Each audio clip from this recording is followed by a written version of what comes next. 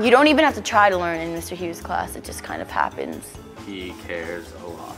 Everybody knows, even if you're late, even if you got issues and you didn't do your homework, you're still welcome in his class. Like he actually cares about your grade as much as you do. Yeah. He's a great guy with a big heart. I love him. I love having him in our pod.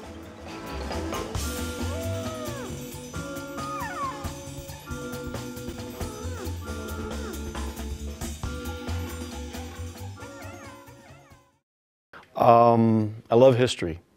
I had originally thought that I would be an Army officer, like my father. I took history because I loved it, and I focused on military history because that's something that is useful to a soldier. But I have asthma. I didn't know that. I was discharged from the Army. I was only there for a few days. And when I came home, I was really sad. I didn't know what to do. My mom suggested that I would be a good teacher.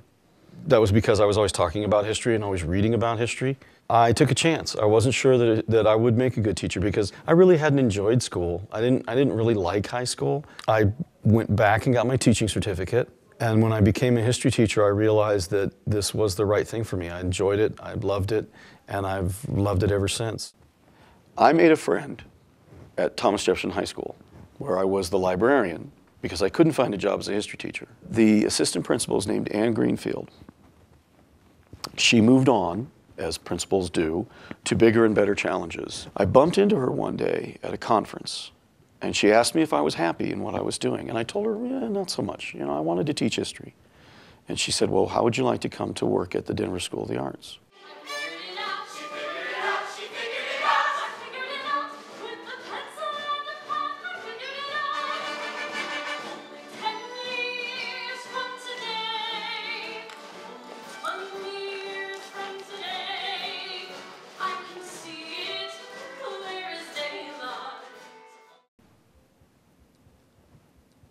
A prior principal enjoyed getting the staff together outside of the work environment to have team building activities.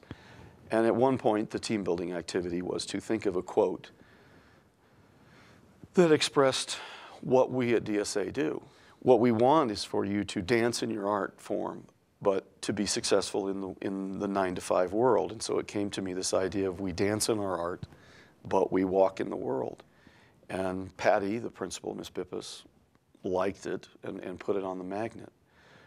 What it expresses, or at least what I hope it expresses, is this notion that we will never take your art from you. Serfs die in such vast numbers, and the ones that are left alive have moved around, that you really can no longer keep track of who belongs to who. The modern world, as we understand it, is beginning to...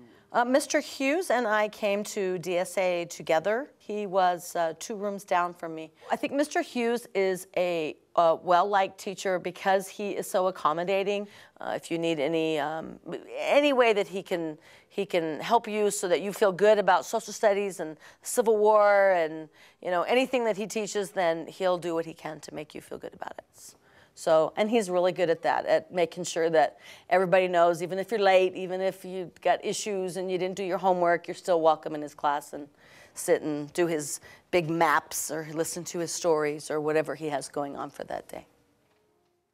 You don't even have to try to learn in Mr. Hughes' class, it just kind of happens. He will help you, like today in class, he offered to buy people notebooks. Like, no teacher is gonna do that because they're like, oh, get your own notebook.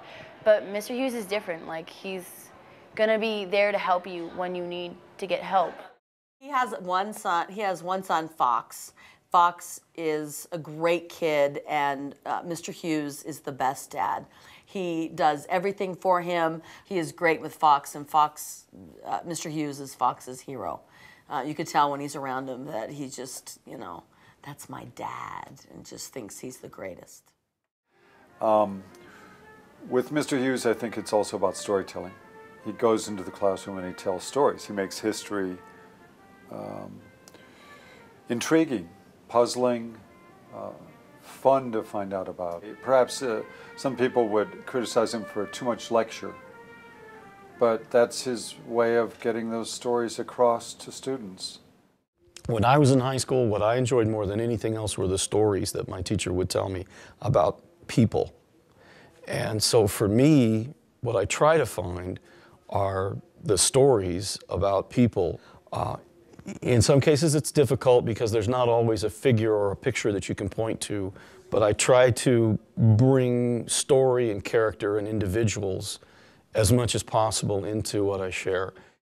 He makes you want to learn history, and not many teachers do that. He wants you to walk away with actually knowing something about our country and our country's history. There's like the teachers who you can tell they like get the lesson plan and they follow it and they like, but like there's no like connection to it. But where with Mr. Hughes, it's like you can tell he invests his time into like perfecting his teaching method and perfecting the way in which he will teach you or show you something. Our whole pod generally gets here really early and kind of open up our classes pretty early. But we have to say, as we call him, the pod father, Mr. Hughes, always gets here first. So he's always here, yeah, pretty close to 6:30, if not right after. Between 6 and 6:30, he's here pretty early. So it shows his dedication to getting here, getting things ready for the kids, and trying to make them so as good as he possibly can make them.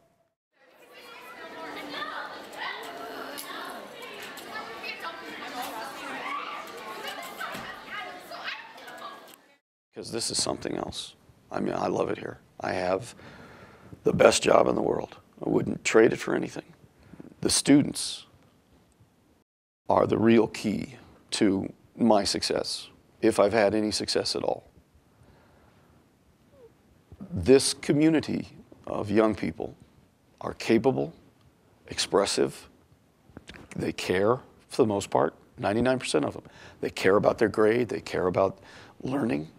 And it's easy to look good as a teacher when you have that kind of an environment to teach in, because they've made me a good teacher. I firmly believe that.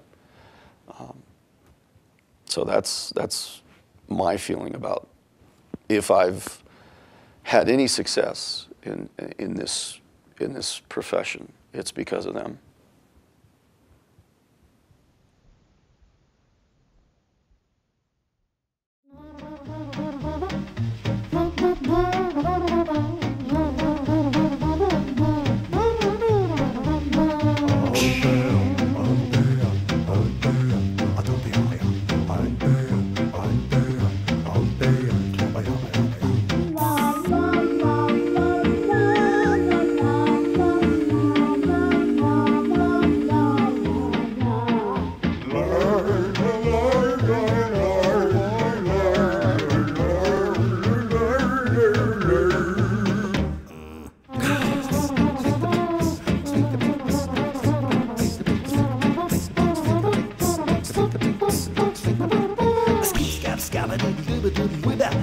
A scoop, baba, doobie.